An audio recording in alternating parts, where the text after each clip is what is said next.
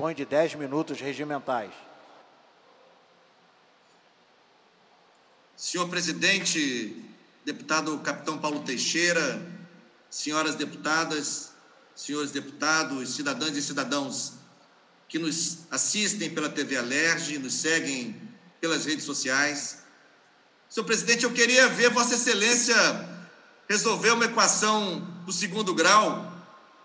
com algarismos romanos, praticar esse exercício da sua área de especialidade, capitão Paulo Teixeira. Faço aqui essa brincadeira, essa provocação com Vossa Excelência. Mas, presidente, eu quero abordar dois temas nesta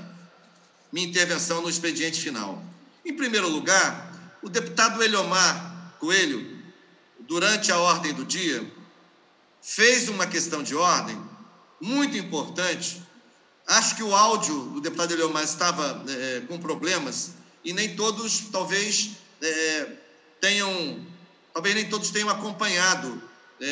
no detalhe o conteúdo da manifestação do deputado Eliomar, que fez referência aos editais que vêm sendo publicados pela Secretaria de Estado de Cultura e Economia Criativa, editais que serão custeados, terão lastro financeiro nos recursos da Lei Aldir Blanc, essa lei importante, a Lei da Emergência Cultural, que teve no estado do Rio de Janeiro importantes protagonistas, não apenas os movimentos sociais de cultura do nosso estado tiveram um papel preponderante na formulação da lei, como a própria deputada Benedita da Silva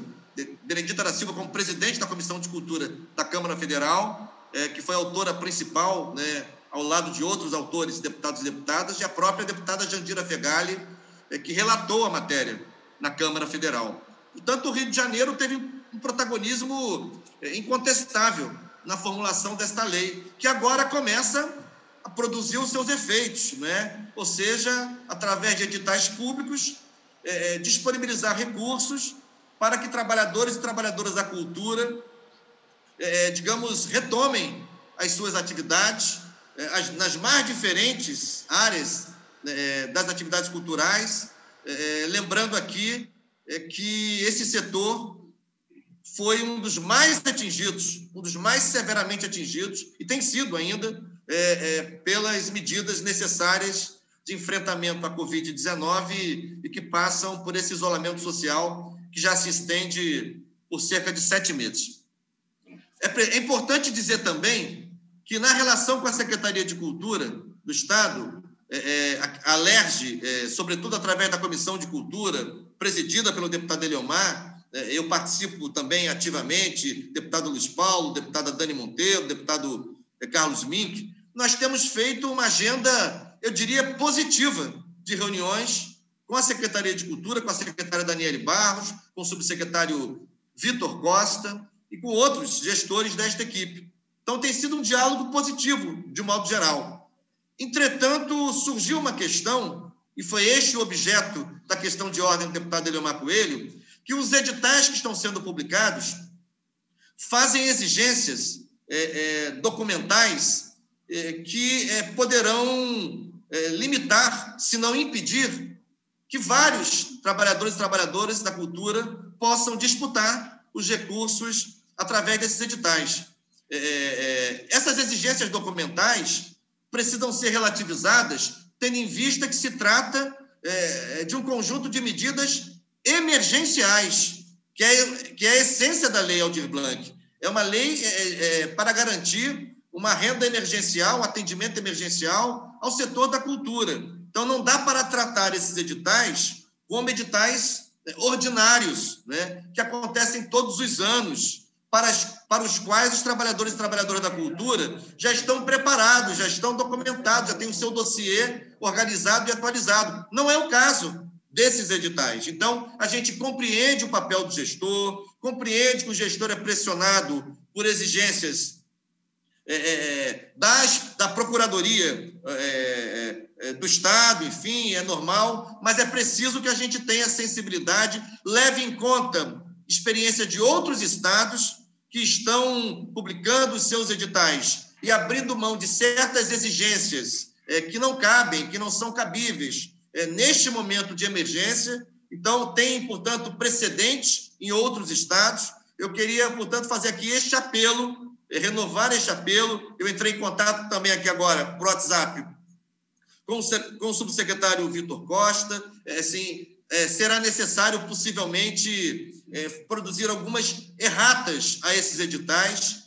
digamos, dispensando alguns documentos exigidos por eles, dispensando essas exigências e esses documentos. Mesmo que algumas exigências, alguns documentos, sejam apenas para a fase, digamos, de liquidação, não é apenas agora para a disputa do certame, ainda assim, dado o caráter emergencial, dada a situação difícil de perda de rendimentos, muitos ficaram, sem dúvida, inadimplentes, né? Muitos trabalhadores ficaram inadimplentes em função da perda total de rendimentos ao longo de 6, 7 meses. Então, todo esse contexto emergencial precisa ser levado em conta, aliás, em sintonia com o propósito da lei, que é garantir esta renda emergencial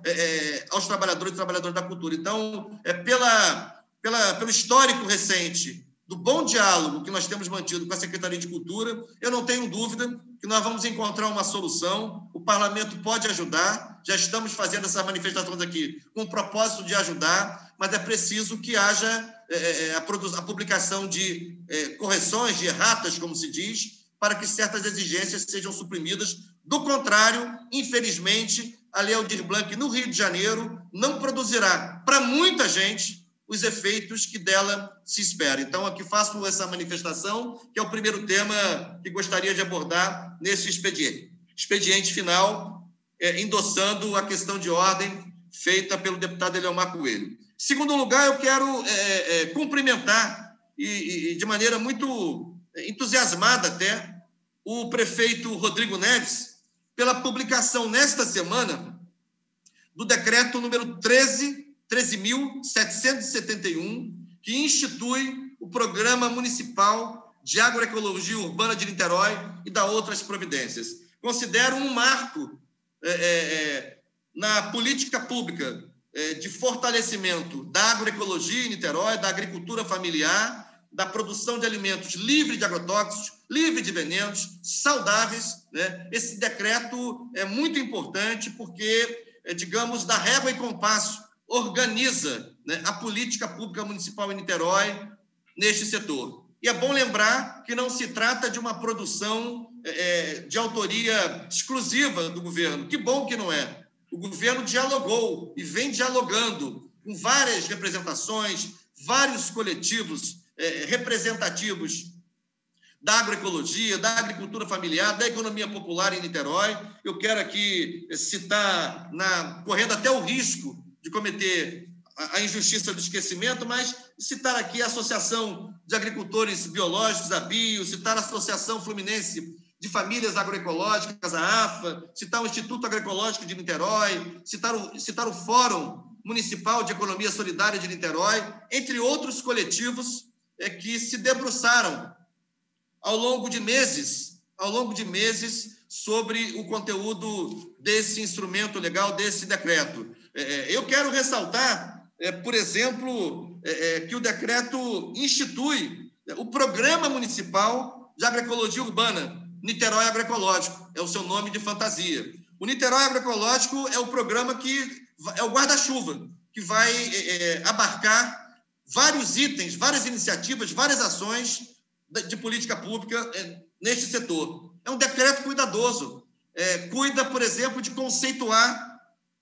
o sistema de produção de base agroecológica, de conceituar os chamados processos de transição agroecológica, não esquece da produção agroecológica periurbana, né, que é muito importante mencionar, urbana e periurbana, busca fortalecer outro elemento muito importante, que até dialoga com leis que nós aprovamos na LERJ, leis de nossa autoria, busca instituir uma política de compras públicas municipais, promovendo a chamada economia circular, democratizando o acesso à alimentação adequada, saudável e sustentável. Portanto, é o poder público local que vai destinar recursos do seu orçamento para incentivar, digamos, a atividade econômica desse setor, comprando ele mesmo produtos derivados desta atividade. Quero ressaltar ainda que o programa buscará favorecer, facilitar e até assessorar os produtores artesanais e agricultores familiares quanto ao acesso, né, às políticas do PRONAF, do Programa Nacional da Agricultura Familiar, orientar esses produtores sobre como melhor se organizar, como organizar a sua documentação, como disputar os recursos oriundos do PRONAF, inclusive a famigerada DAP, a Declaração de Aptidão ao PRONAF, que muitas vezes é um empecilho concreto, objetivo, para que esses agricultores tenham acesso às iniciativas e aos mecanismos de fomento do PRONAF. Quero mencionar a participação de vários setores da administração pública municipal, assim como citei a sociedade civil, cito no plano governamental a Secretaria Municipal de Desenvolvimento Econômico, a Fundação Municipal de Saúde, a Secretaria Municipal do Meio Ambiente, a Secretaria Municipal de Educação, que já trabalha na perspectiva da legislação federal da agricultura familiar, adquirindo pelo menos 30% dos insumos, dos gêneros da merenda escolar da agricultura familiar. E nesse momento aproveito para saudar a veterana, nossa decana, mas batalhadora, professora Ivone Albertino Rosa, que coordena a política de alimentação escolar no âmbito da Secretaria de Educação, da Fundação de Educação, e que ela mesma interagiu muito de perto com a sociedade civil para ajudar a formular esse decreto no tocante à questão da alimentação escolar. Então, assim, mencionar ainda, é importante mencionar que o programa também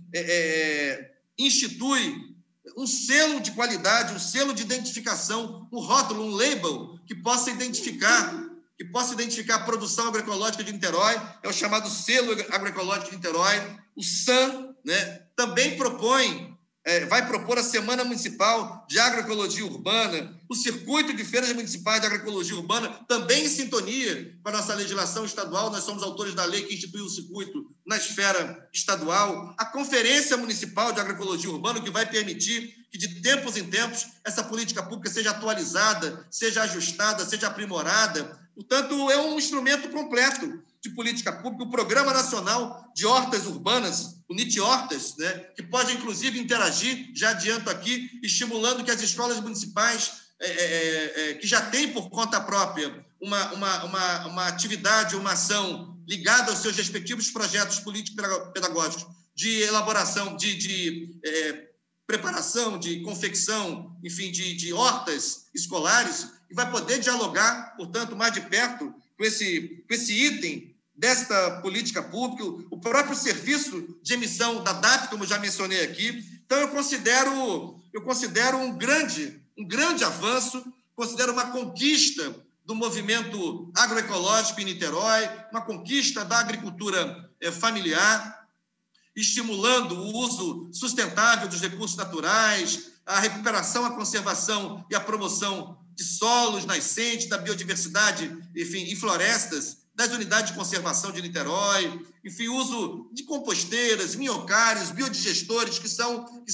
digamos, dispositivos necessários a esse tipo de produção, a implantação de pavimentação com concreto drenante, sempre que isso for possível, ou seja, uma série de iniciativas que produzem uma interface entre a educação, o meio ambiente, a saúde, né, o desenvolvimento econômico e, sobretudo, valorizando isso que já vai se tornando uma marca, uma boa tradição em Niterói, que é a boa tradição do movimento agroecológico, e, ao mesmo tempo, caminhando para a necessária reabertura das feiras, né, com cuidado, observando-se ainda os riscos que estão postos em relação à Covid-19. Aliás, tivemos a primeira notícia, faço aqui uma digressão, deputado Capitão Paulo Teixeira. A imprensa divulgou hoje uma primeira suspeita de caso de Covid de um estudante do Colégio Santo Inácio, que já decidiu suspender as aulas presenciais logo depois da liberação dessas aulas presenciais, o que eu considero ainda um risco, considero ainda temerário diante da falta de controle da curva epidemiológica no estado do Rio de Janeiro. Portanto, faço aqui essa menção para saudar a Prefeitura de Niterói, saudar o prefeito Rodrigo Neves, saudar quem esteve no governo por muito tempo, batalhando por esse decreto, não está mais no governo agora, foi secretário de Planejamento e ajudou e atuou muito de perto nesse debate. Me refiro ao ex-secretário Axel Grael e ao movimento social da agroecologia, ao movimento social da economia solidária, da economia popular, que hoje celebram, comemoram este marco importante. Tem que ser daí para frente. É um instrumento perfeito? Claro que não, nenhum é perfeito, mas é um instrumento amplo, é um instrumento qualificado, é um instrumento abrangente, é um instrumento que certamente permite que, a partir dele, a gente possa avançar mais e consolidar a política pública e a própria produção agroecológica como marcas e diferenciais, mais um, né, do município de Niterói. Portanto, saúdo a edição do decreto que institui o Programa Municipal de Agroecologia Urbana, o Niterói Agroecológico, no município de Niterói, como já disse, saudando, portanto, todos os personagens, os protagonistas da sociedade civil, do poder público municipal, diretamente implicados, e é uma saudação também à própria Frente Parlamentar da Assembleia Legislativa da Economia Popular Solidária, que vem debatendo esse tema há muito tempo e dialogou muito ao longo dos últimos 2 anos com esses setores que eu citei, sejam do governo, sejam da sociedade civil. Eu considero também que a Assembleia Legislativa, em especial através da Frente Parlamentar da Economia Popular Solidária, da Frente Parlamentar mais recentemente criada da Agroecologia, podem se considerar também vitoriosas, e eu espero que esta iniciativa em Niterói repercuta em outros municípios, e cada vez mais a gente assista à edição e à implementação de políticas municipais efetivas de fomento, estímulo à agroecologia. Muito obrigado, senhor presidente. Era a manifestação que eu queria fazer, né, neste expediente final. Passo agora a palavra